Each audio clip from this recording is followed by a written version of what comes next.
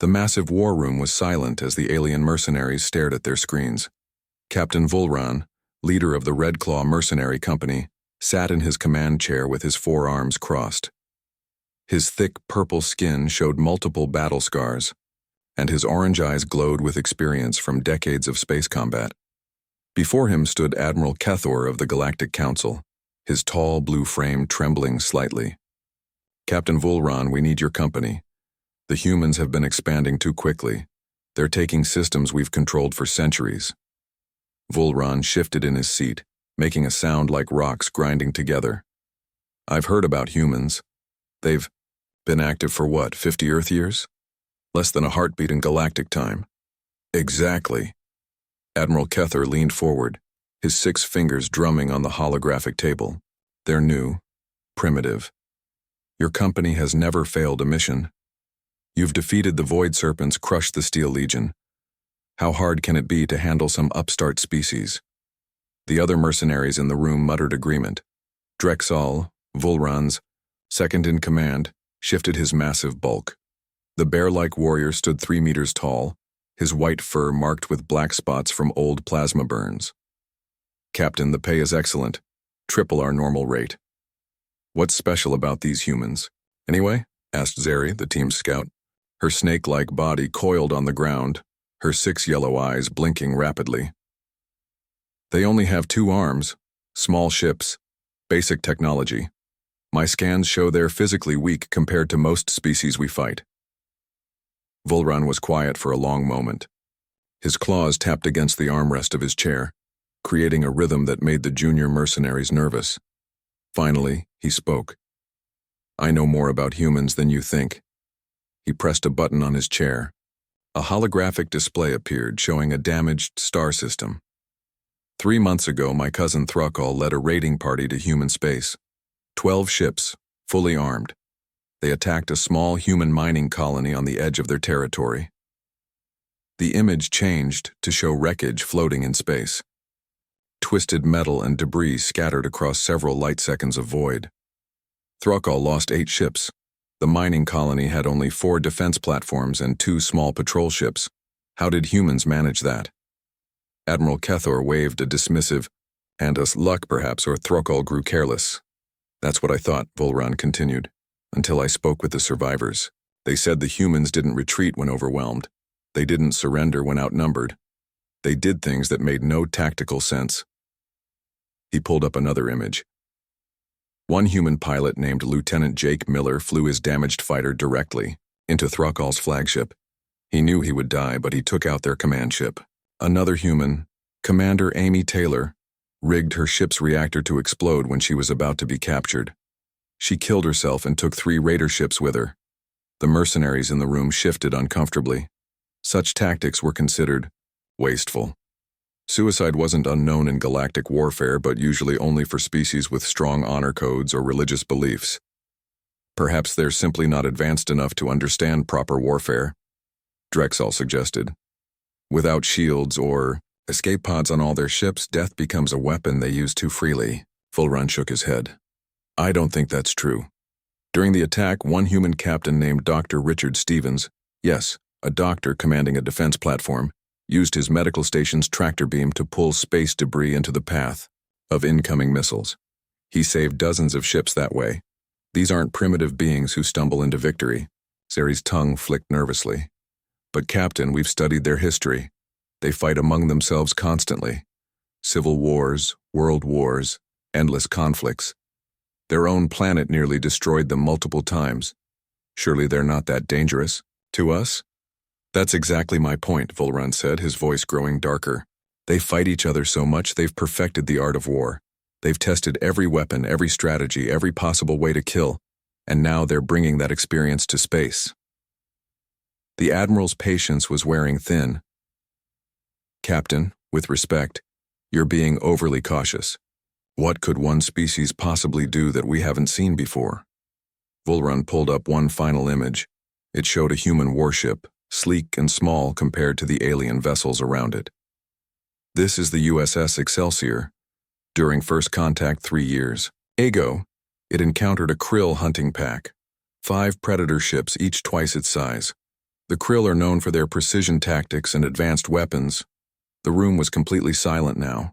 The Krill were legendary hunters, feared throughout the galaxy for their methodical approach to combat. They had never lost prey they decided to take. The Excelsior survived. Not only survived, it destroyed 2 Krill ships and drove the rest away. The battle lasted 47 minutes.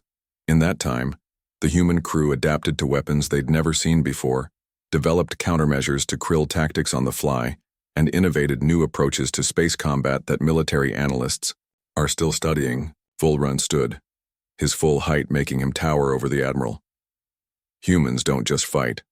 They learn while fighting. They adapt. They improvise. And most terrifying of all, they don't know when to quit. He activated one more display. Listen to this transmission from a human freighter that was attacked by Corsairs last month. A crackling voice filled the room. This is Captain Helen Wright of the merchant ship Golden Dawn. We're under attack by Corsair raiders. Main engines damaged, hull breaches on 3 decks. We will not surrender. We will not run.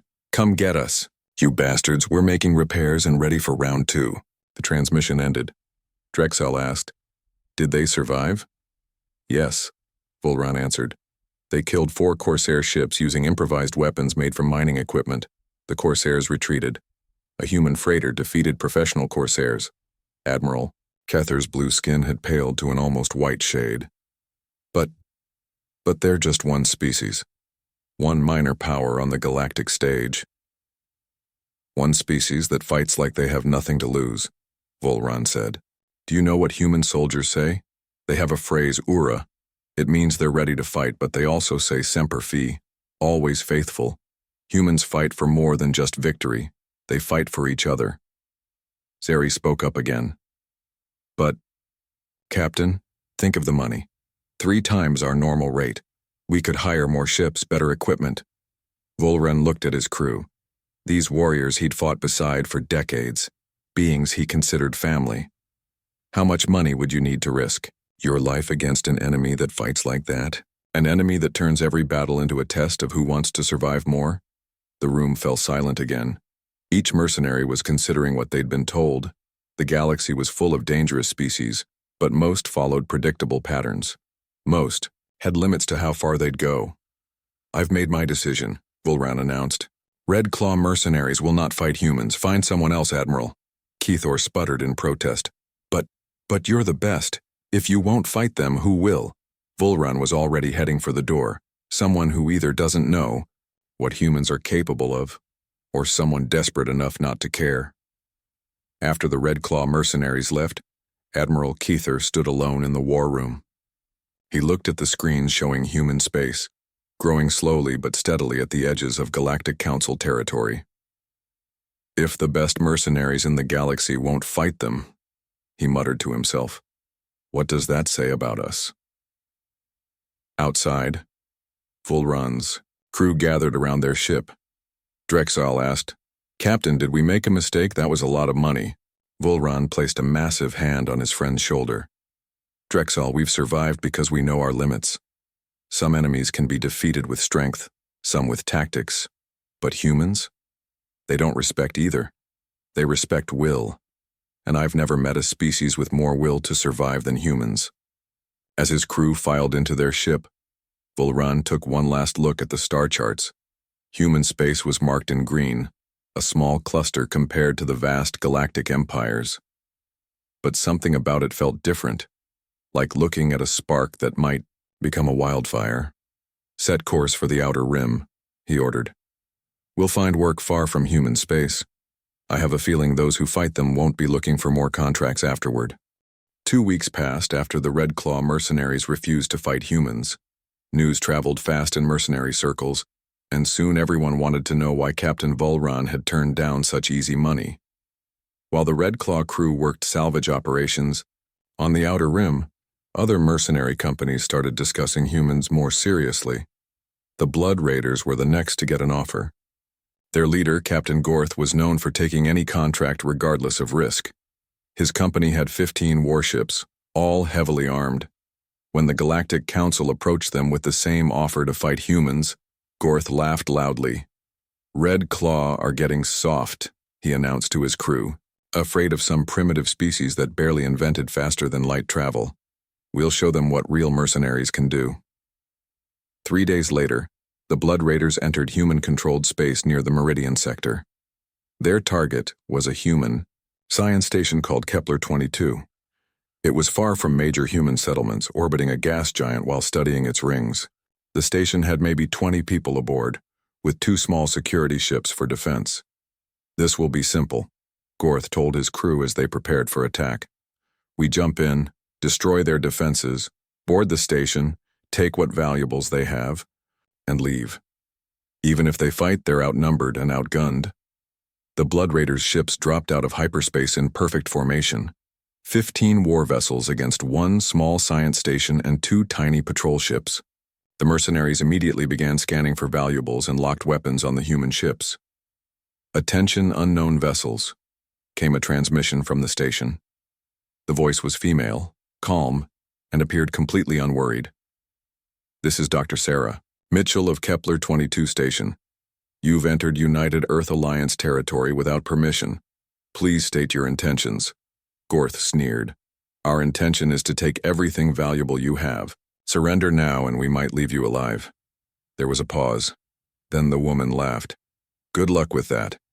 All hands, prepare for combat. Lieutenant Brian Hughes, you and Captain Matt Campbell have tactical command. Show these pirates what happens when they threaten a UEA science station." The mercenaries expected panic. They expected the humans to run or beg for mercy. They got neither. The 2 human patrol ships, small but fast, immediately attacked. They didn't wait for the mercenaries to fire first. They dove into the formation of enemy ships, moving erratically to avoid targeting computers. Lieutenant Hughes commanded 1 ship called the UEA Swift Arrow, while Captain Campbell led the UEA Red Hawk. "They're using random maneuvers," shouted the Blood Raiders' tactical officer. "Our targeting systems can't get a lock." Captain Gorth wasn't worried yet. 2 small ships against our entire fleet? Just use area weapons and blast them out of space. But the human ships moved like nothing the mercenaries had seen before. They flew so close to the enemy vessels that the raiders couldn't fire without risking hitting their own ships. The humans used the mercenary fleet's size against them, weaving through the formation like pilots who didn't care about safety regulations. "This is command," Hughes transmitted to his wingman. "Campbell, ready for the Murphy maneuver on my mark. 3, 2, 1, or mark." Both human ships suddenly reversed thrust while spinning, a move that would have torn apart most ships. The G-forces should have killed the crews. But the human ships held together, and the surprised mercenaries overshot them. Before the raiders could turn around, the humans had fired on their engines, disabling 3 ships. "How are they still alive?" screamed a raider's pilot as his sensors detected the massive G-forces the humans had just endured. Those maneuvers should have turned their crews into paste. "Dr. Mitchell," Campbell radioed the station. "Beginning Phase 2. Request you activate the modified gravitational field experiment." "Acknowledged," Dr. Mitchell replied cheerfully. "Everyone at the station, please hold on to something. This might get bumpy." The science station, which the mercenaries had ignored as no threat, suddenly began producing powerful gravitational pulses. They weren't weapons exactly, but experimental technology meant to study orbital mechanics. The humans had somehow weaponized it. The gravitational pulses messed with the mercenary ships' navigation systems. Some ships were pulled off course. Others had their weapon locks disrupted. The precise formation that made the Blood Raiders famous became their weakness. "Scatter," ordered Gorth.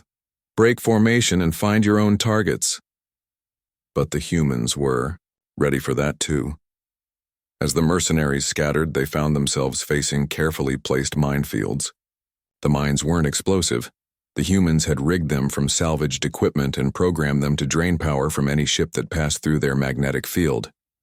Ship after ship found their power levels dropping as invisible fields sapped their energy. Between the mines, the gravitational pulses, and 2 patrol ships that fought like berserkers, the mercenaries were being picked apart. "This is First Officer Marcus Jones on the station," came a new transmission. "We've analyzed your weapons and shields. We know your weaknesses. Surrender now and we'll allow you to withdraw with your remaining ships." Gorth couldn't believe what he was hearing. Surrender? To you, we still outnumber you. True, Jones admitted. But you're down to 8 operational ships. We haven't even used our full arsenal yet. Did you notice our cargo ships leaving the station? They're not evacuating, they're getting into position. 4 human cargo ships, bulky and slow-moving, had indeed left the station's docking ports. The mercenaries had ignored them as civilian vessels, but now these ships were maneuvering around the battle zone. Those are cargo ships, said Gorth's lieutenant. They have no weapons. No weapons we can see, Jones corrected. But they do have oversized engines designed for pushing asteroids, and they have full cargo holds. Before the mercenaries could react, the cargo ships fired their engines at maximum power. They didn't accelerate toward the enemy. Instead, they moved into position and used their powerful engines as weapons, creating thrust cones that pushed asteroids, debris, and anything not bolted down into the path of mercenary ships. "They're using engine wash as a weapon," shouted a panicked mercenary pilot as rocks and metal fragments peppered his ship. One cargo ship, commanded by Captain Lisa Parker, flew dangerously close to a raider cruiser. She turned her ship around and fired all thrusters directly at the enemy vessel. The blast of superheated gas damaged the cruiser's sensors and wasted its point defense systems. "This is insane," the cruiser's captain screamed. "They're using cargo ships as assault vessels." "No," came a calm reply. It was Lieutenant Hughes again.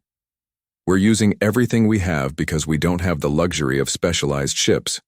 When someone attacks your home, you fight with whatever weapons you can find." The tide of battle turned completely. Human scientists at the station tracked mercenary ship movements and fed tactical data to the defense teams. The scientists even calculated optimal attack vectors based on the mercenaries' visible battle damage. "We're analyzing your ship's weak points in real time," Dr. Mitchell announced almost happily. "Did you know your shield generator has a cycle delay of 2.3 seconds? We can fire right through it if we time it correctly." True to her word, the human ships began hitting targets through supposedly impenetrable shields. The scientists had found and exploited a technical flaw in less than 15 minutes of combat. Captain Gorth stared at his tactical display in disbelief. Half his fleet was disabled or destroyed. The human ships showed damage but kept fighting. The science station was still intact, and cargo vessels were actually winning firefights against military cruisers. "Sir," his second-in-command said quietly, "we need to retreat. They're not just fighting us, they're studying us. Every shot we fire teaches them how to fight us better." "Fall back," Gorth finally ordered. "All ships retreat to hyperspace." But the humans weren't done. As the raiders fled, the patrol ships pursued them to the edge of the system. Lieutenant Hughes opened a final channel. "Tell everyone what happened here. Tell them what happens when you attack human civilians. We're not warriors by choice, but we become warriors by necessity." 6 Blood Raider ships limped home. 9 had been destroyed or captured. The most feared mercenary company in the Andromeda sector had been defeated by a science station and 2 patrol ships. When news reached Vulran, he simply nodded. "Now others will see what I saw. Humans don't fight like us. They fight like their survival depends on it, because to them, it always does." Back at Kepler 22 station, the crew began repairs. Dr. Mitchell reviewed battle damage reports while planning tomorrow's experiments on gravitational physics. "After all," she told her staff, "those mercenaries gave us excellent real-world data on our theories. We should send them a thank you note." No one laughed. They were too busy repairing their ships and preparing for the next attack. Because as sure as stars burned, there would be another attack. The galaxy had learned about humans, but humans had learned about the galaxy too, and that made them more dangerous than ever. News of the Blood Raiders' defeat spread through mercenary networks like fire in a dry forest. Most companies started asking questions about humans, but few believed the full truth.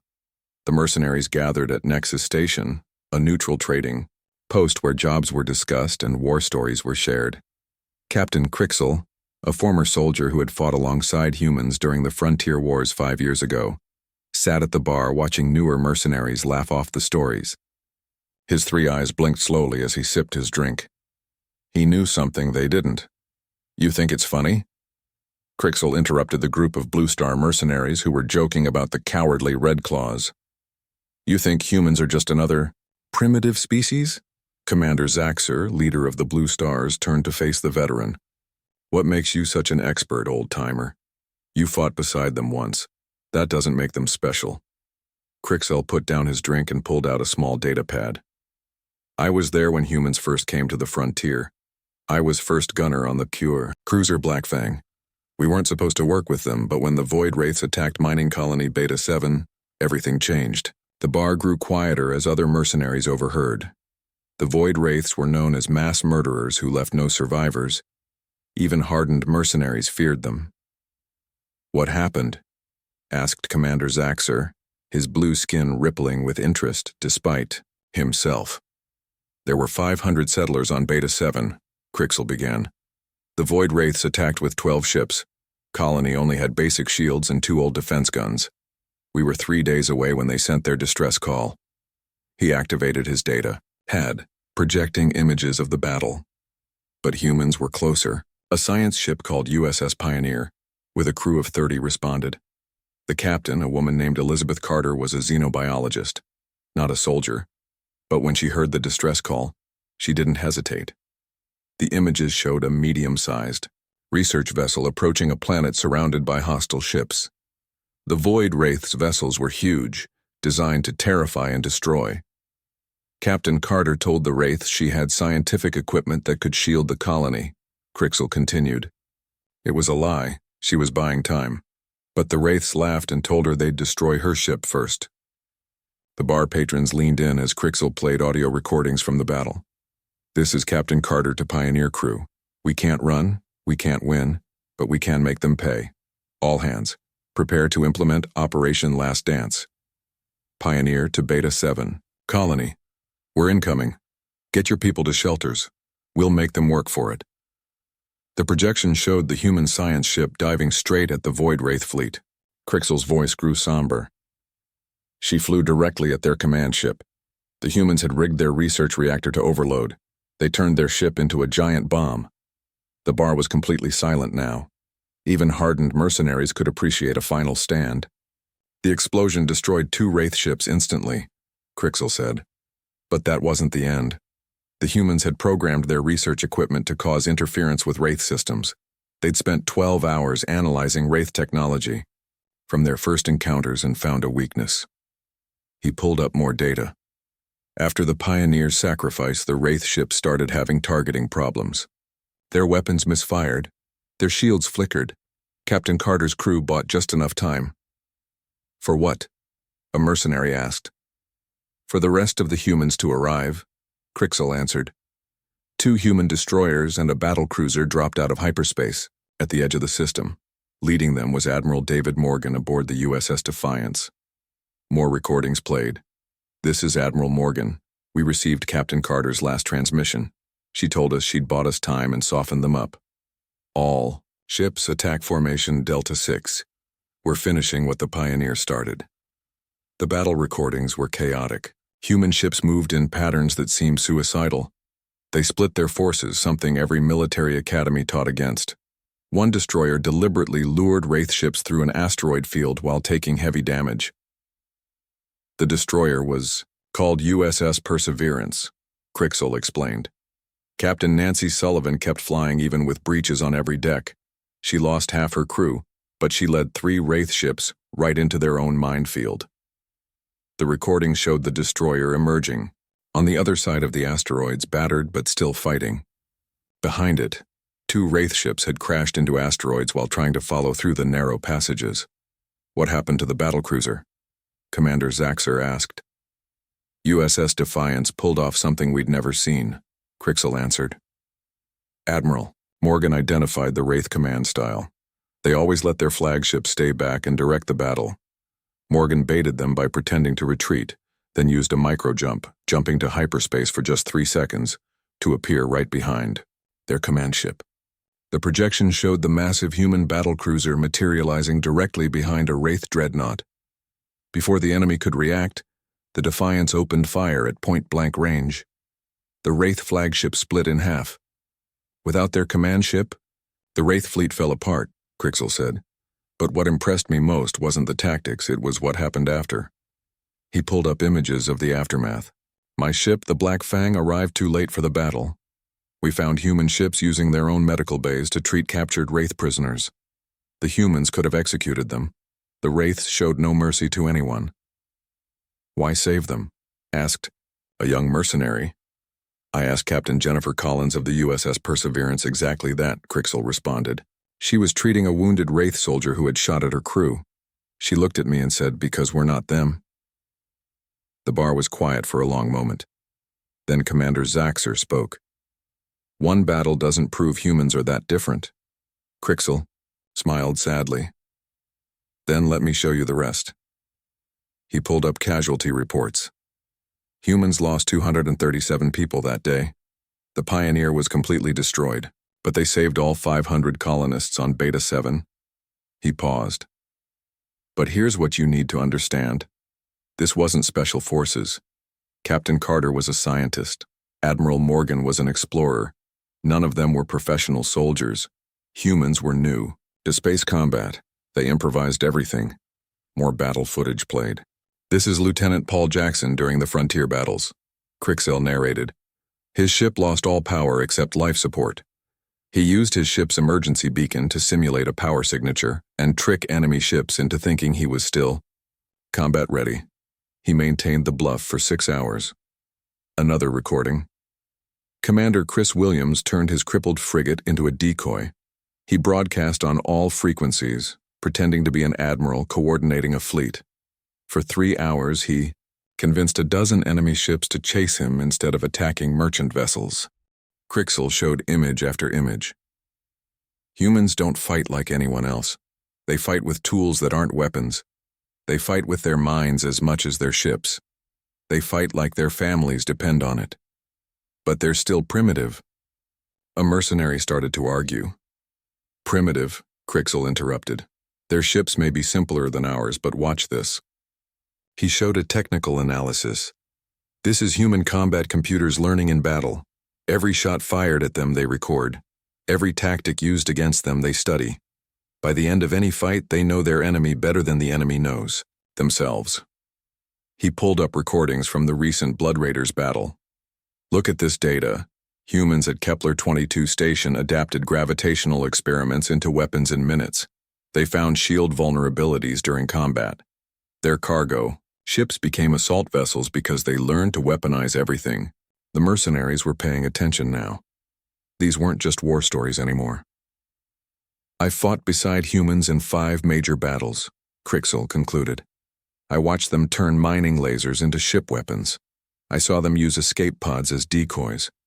I witnessed a human engineer named Karen Mitchell repair critical systems while her ship was on fire. He stood up and looked around the room. You want to know why Red Claw refused to fight humans? Because they understand what I learned. Humans don't just fight. They evolve during combat. Every fight makes them better warriors. Commander Zaxxer was quiet for a moment. If they're that dangerous, why did the Galactic Council even consider going to war with them? Crixel gathered his datapad. Because the Council sees humans as a threat that needs to be controlled. But here's what they missed. Humans don't fight for control, they fight for survival. And there's no more dangerous enemy than someone fighting for their very existence. As Crixel left the bar, he heard the mercenaries beginning to talk among themselves. Some still dismissed human capabilities. Others were reconsidering their opinions. But all of them had learned something new. Outside, Crixel looked at the stars and thought about his human friends who had died in the frontier battles. They had taught him that courage wasn't the absence of fear. It was about continuing to fight when you were afraid. And humans, he knew, were very good at being afraid but fighting anyway. Back inside the bar, the conversation continued late into the night. By morning, news of Crixel's stories had spread further. Some mercenary companies decided to take other contracts. Others, thinking themselves superior to the Blood Raiders, prepared to accept the Galactic Council's offer to fight humans. The ID Galaxy was about to learn what Captain Volran and Crixel already knew. Fighting humans wasn't about superior technology or numbers. It was about willpower. And in that regard, Humans were second to none. As word of human capabilities spread, more mercenary companies came forward with their own stories. The encounters painted a disturbing pattern that couldn't be ignored. In a secure meeting room on Nexus Station, several mercenary leaders gathered to share intelligence about humans. Commander Thexar of the Crimson Legion paced before a holographic display. His red scales rustled with agitation as he began. "We encountered humans 6 months ago. Silent Raiders contract. Board a human medical ship. Take their research. Leave no survivors. Standard operation we done hundreds of times." The other mercenaries leaned forward. The Silent Raiders were known for their perfect execution of boarding operations. They never failed. Ship was called Mercy's Light, staffed by civilian medical personnel, Thexar continued. "We cut their power, disabled their engines, prepared for easy boarding. 17 of my best warriors against maybe 50 civilians, including doctors and nurses." He activated the display, showing camera footage from the raid. The hooded, serpent-like warriors entered the ship's corridors, weapons ready. "First thing we noticed, the humans weren't panicking," Thexar said. "They had organized defensive positions using medical equipment. Surgical lasers became weapons. The chief medical officer, Dr. Patricia Ryan, coordinated their defense like a military commander. The footage showed humans fighting with improvised weapons. They used surgical tools, medical gas lines pressurized beyond safety limits, and even chemical compounds from the lab as deterrents. One crew member, a pediatric surgeon named Dr. Benjamin Cooper, held off 4 of my warriors using nothing but what he later called really expensive scalpels. Thexar continued. "He didn't fight like a surgeon. He fought like someone who understood exactly how to cause maximum damage to organic systems." The recording showed the doctor moving with precise, calculated strikes. Each movement was designed to disable rather than kill, but the effectiveness was terrifying. "We lost 6 warriors," Thexar admitted, his voice low. "Not dead, but severely injured. By civilians. The humans had turned their entire medical bay into a defensive position. They used oxygen systems to create flash fires. They reprogrammed automated surgery equipment to target intruders." He pulled up another image. "This is Nurse Lauren Miller. She's 1.6 meters tall, weighs maybe 60 kilos. She alone held the bridge for 12 minutes using a portable defibrillator. Do you know what happens when you apply therapeutic electrical levels meant for human hearts to alien nervous systems?" The mercenaries shifted uncomfortably. Nobody wanted to think about that. "But here's what truly amazed us," Thexar said. "Even while fighting us off, they were treating our wounded. Dr. Ryan and her team provided medical care to the warriors I sent to kill them. They said, 'We took an oath to do no harm, but we also took an oath to defend our patients.'" Skull-faced Carax, leader of the Bone Crushers, spoke next. His voice rumbled like stones grinding together. "We've had 3 encounters with humans. All different outcomes, all strange. First was a cargo convoy attack. I expected easy pickings." He displayed tactical data. 6 human cargo ships with 1 escort. Our 16 ships against their 7. Should have been quick, but those cargo pilots... He shook his head. They turned their ships into weapons. Data showed cargo vessels ramming attack ships using magnetic grappler arms as melee weapons in space combat, and even deploying cargo pods as physical shields. One recording showed a human captain, Walter Jenkins, deliberately overloading his ship's gravity generators to create a temporary singularity that pulled 2 pirate ships off course. "The escort ship left us a message," Carax continued. "Commander Kelly Thompson said, 'Next time check what cargo we're hauling before attacking.' They were transporting industrial mining equipment. Each cargo ship had enough raw materials to build a space station." Another mercenary, Vrix the Sharp, a spider-like being with multiple eyes, added her experience.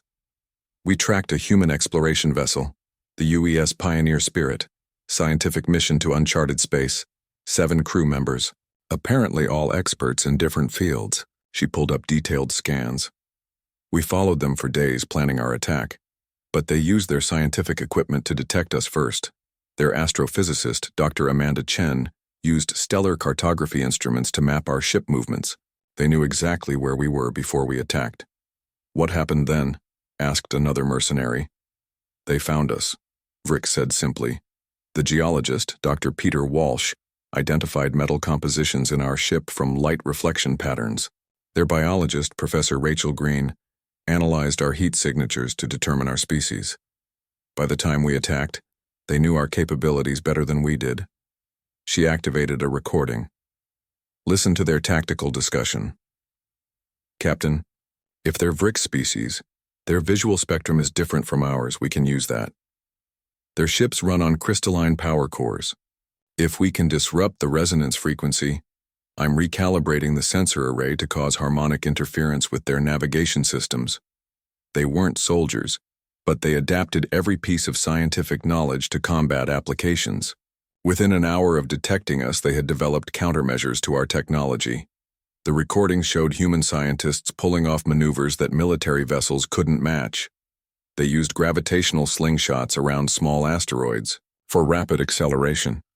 They exploited their knowledge of electromagnetic fields to jam alien weapon systems. They even repurposed their terraforming equipment to create artificial dust clouds that blocked targeting systems. Most impressive was their engineer, Kevin Michaels, Vrix concluded. He modified their fusion reactor mid-combat to create a directed energy pulse. Not a weapon, just a massive power surge that temporarily overloaded our ship's electronic warfare suite. They didn't even try to destroy us. They just needed us disabled long enough to escape. Commander Grath of the Steel Death spoke last. His metal-plated form clinked as he moved. This was our battle. We cornered a human destroyer at the edge of known space. USS Resolute. Captain Derek Williams commanded. Holographic data filled the room, showing the engagement. We had overwhelming numbers, but this captain... Grath paused. He used our fleet's momentum against us. He led us through the edge of a nebula where our sensors didn't work properly. Then he started dropping markers, simple beacons that registered as power signatures. The tactical display showed steel death vessels chasing phantom signals through cosmic dust. Every time we fired on a marker, our energy signatures betrayed our positions, Grath explained. Captain Williams was mapping our locations without even seeing us. Once he had our formation, he used relativistic effects to his advantage. The recording showed the human destroyer accelerating to a significant fraction of light speed before making a sharp turn. The pursuing mercenaries, moving slower, found themselves spread out across space due to time dilation effects. By the time we regrouped, he'd already damaged 3 of our ships and escaped, Grath admitted. No alien captain has ever used physics itself as a tactical advantage like that. The meeting room fell silent as each mercenary considered what they'd heard. These weren't isolated incidents. Humans consistently demonstrated adaptability, innovation, and tactical creativity that defied conventional warfare. There's something else, Commander Thexar added. We've monitored human military communications. They have something called after-action reports where they analyze every battle. They share this information freely among themselves. Every fight teaches their entire species. He pulled up intercepted human data. Look at this pattern. After every encounter with alien forces, human ships immediately transmit tactical data to their fleet. They developed new shield modulations after fighting the Zakath. They changed ship designs after encountering grav cannons. They're not just fighting. They're rapidly evolving their entire military doctrine. Karax rumbled in agreement. The galactic standard for military advancement is about 5% improvement per decade. Based on these engagements, humans are improving combat effectiveness by roughly 30% per engagement cycle. The room buzzed with nervous energy. These were professionals who understood warfare, and what they were seeing violated everything they knew about combat development. Human casualties in space combat are dropping exponentially, Vrix noted. Their first encounter with alien tech resulted in 40% losses. Their most recent, less than 5%. They're learning that fast. Commander Thexar stood again. This is why Red Claw refuses human contracts. This is why more companies should follow their lead. We're not just fighting a species. We're fighting a species that gets better at fighting with every battle. As the meeting ended, each mercenary leader left with a new understanding.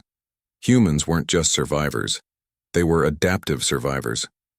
Every fight made them stronger, smarter, more dangerous.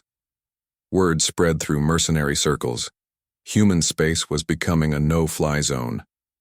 Not because humans were unbeatable, but because every battle with them made you weaker while making them stronger. The pattern was clear. Fight humans and win, you'd still lose something. Fight humans and lose, you might not get another chance to learn from your mistakes. Either way, humans learned from you. Behind them, the data continued to accumulate. Every human contact, every engagement, every tactical innovation was being recorded and shared. The galaxy's most adaptable fighting force was studying its enemies, and the more it learned, the more dangerous it became. 6 months after the first mercenary meetings about humans, the Galactic Council grew desperate. Human space continued to expand, and their technology advanced with each passing day. The Council needed someone to fight humans, but most experienced, mercenary companies now refused. At the Council's headquarters on Centaura Prime, Fleet Admiral Zendok reviewed the situation with growing concern. "Every major mercenary company has declined our offer," he told the assembled council members. "Red Claw, Blood Raiders, Crimson Legion, Steel Death, they all say the same thing. Humans are too dangerous." Council member Valorn tapped her many fingers on the table.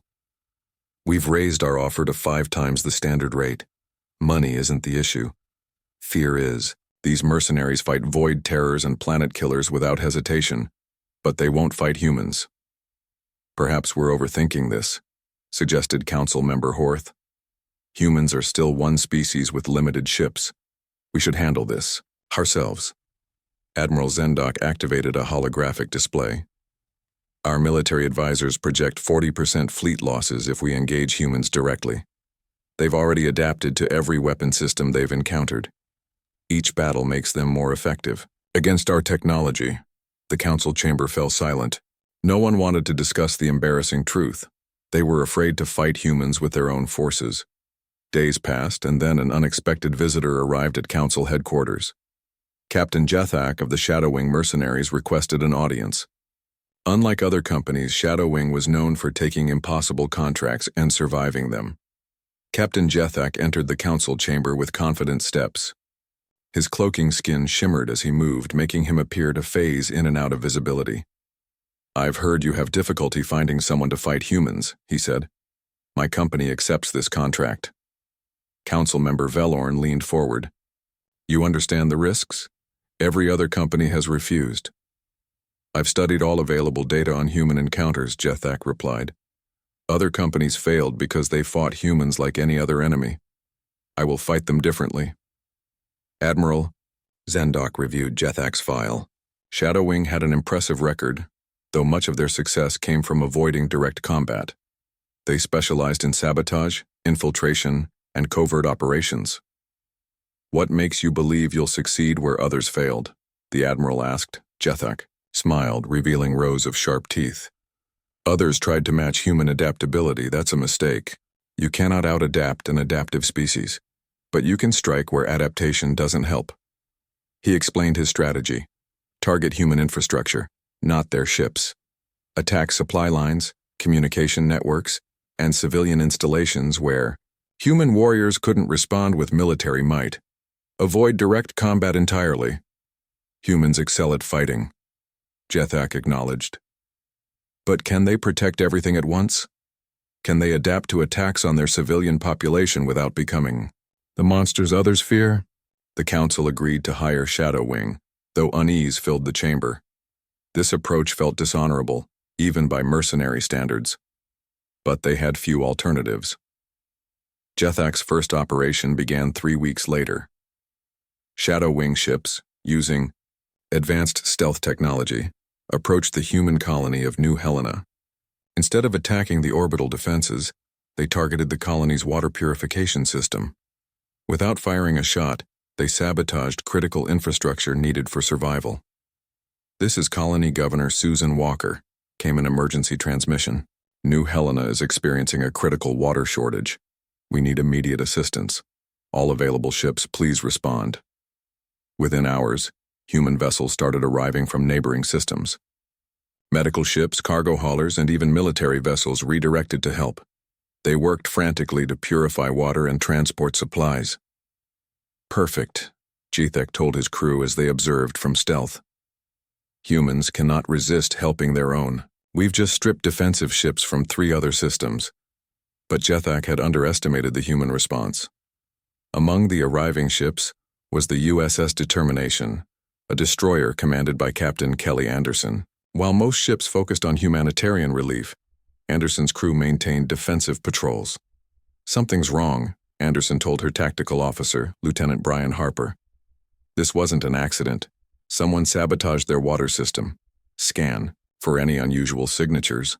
The destroyer's sensors swept the system looking for any anomaly. Human scientists on board began analyzing the sabotage pattern to determine what technology could have caused such specific damage. Shadow Wing had remained invisible during the crisis, but their presence wasn't totally hidden.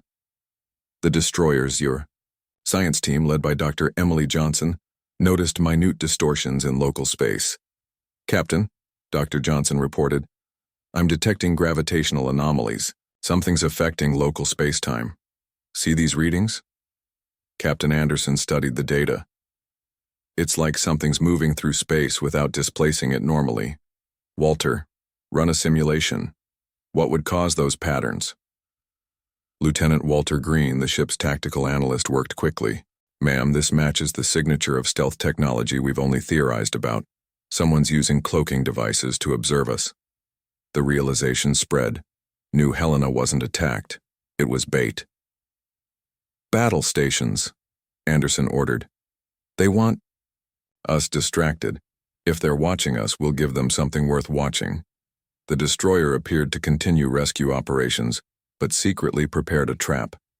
They reported false sensor readings, pretended to find nothing suspicious, and waited. 3 days later, Shadow Wing moved to their next target, a human mining station at Gamma Centauri. Again, they approached using stealth technology to sabotage infrastructure. But this time, humans were ready. The USS Determination had secretly followed, tracking the minute space-time distortions. As Shadow Wing ships approached the mining station, hidden human vessels deactivated their engines to appear as asteroids. The mining station itself had been evacuated and turned into an elaborate trap. "Remember," Captain Anderson briefed her, "Team. We can't see them directly, but we can see what they affect. The moment they interact with anything, they become visible." Shadow Wing began their sabotage operation, using specialized equipment to tamper with the station's power systems. The instant their tools touched the station's hull, powerful magnetic fields activated, interfering with their cloaking technology. "We're being detected," a Shadow Wing operative reported. "Our stealth field is flickering." Before they could retreat, bright lights flooded the area. The USS Determination emerged from behind an asteroid, along with 2 corvettes and a science vessel. They had studied the stealth technology's interaction with electromagnetic fields and found a counter. "This is Captain Anderson. Surrender immediately. You're surrounded and your cloaking is compromised." Jethek, aboard his command ship, realized the trap too late.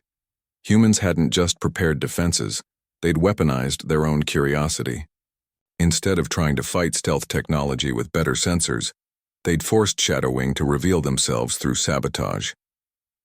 "Captain, they're hailing us," his communications officer reported. On the main screen appeared Captain Anderson. Behind her stood Dr. Johnson, Dr. Green, and several other human officers.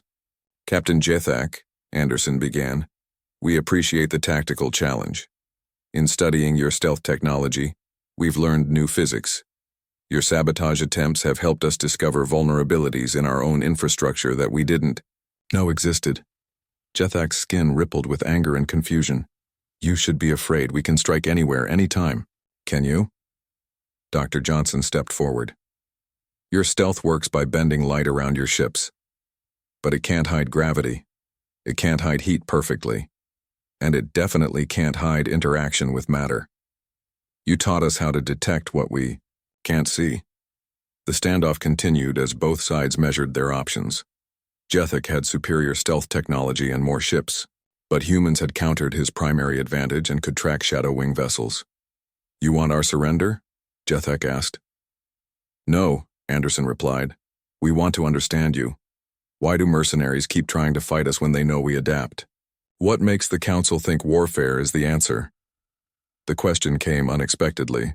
Most species would have demanded immediate surrender. But humans ask questions during confrontations. Because, Jethek found himself answering, the Council fears what they cannot control. Your speed of advancement threatens their power structure. In 5 years, you've jumped forward technology that took other species decades or centuries to develop. And yet, Dr. Johnson said, we've offered to share our technological advances. We've proposed scientific exchanges. We want cooperation, not conflict. For the first time, Jethek realized the fundamental disconnect. The Council saw human advancement as competition, but humans saw it as potential collaboration. "Will you share your stealth technology?" Dr. Johnson asked. The question hung in space. By all military logic, Jethek should refuse. But something about how straightforwardly humans asked made him reconsider. "In exchange for your detection method?" he countered. "And our defense upgrades," Captain Anderson added. "Your attacks exposed weaknesses in our infrastructure. That information is valuable for any species." Thus began an unprecedented negotiation. Instead of battle, Shadow Wing and human forces entered discussions. They shared technical data, analyzed each other's approaches, and even collaborated on combining their technologies. "Report this to the Council," Jethek told his communications officer after 3 days of exchanges. "Shadow Wing has successfully completed our mission. We learned about human capabilities, including their remarkable ability to turn enemies into partners." When the Council received this report, silence fell over the chamber. They had hired mercenaries to fight humans, and instead created a potential alliance between humans and mercenaries. "Perhaps," Council member Velorn said slowly, "we've been asking the wrong question. Instead of wondering if we can defeat humans, we should ask if we can work with them." Admiral Zendok examined the technical data Shadow Wing had shared. Their military advancement isn't a threat. It's a resource crisis opportunity. Every species that's fought humans has lost traditional military power but gained technological insights. As news spread through mercenary networks, a new pattern emerged. Companies began approaching human space not for contracts against humans, but for technological exchanges. Mercenaries who had refused to fight humans started offering to protect human interests in exchange for scientific collaboration. The galaxy's deadliest mercenaries had discovered a truth known throughout human history. It's better to have a dangerous ally than a dangerous enemy. Humans hadn't just survived first contact with galactic civilization, they had redefined what first contact could mean. In the shadows of space stations and meeting rooms, whispers spread among the stars. The most dangerous fighters in the galaxy had stopped fearing humans and started learning from them. And perhaps in the vast darkness of the universe that made the galaxy a slightly safer place. Not because humans were peaceful. They had proven their combat capabilities beyond doubt. But because they had shown that being dangerous didn't mean being destructive. Given the choice between adaptation and annihilation, humans chose adaptation. And in choosing to adapt, they taught the galaxy a valuable lesson. The most powerful weapon wasn't strength or speed or stealth.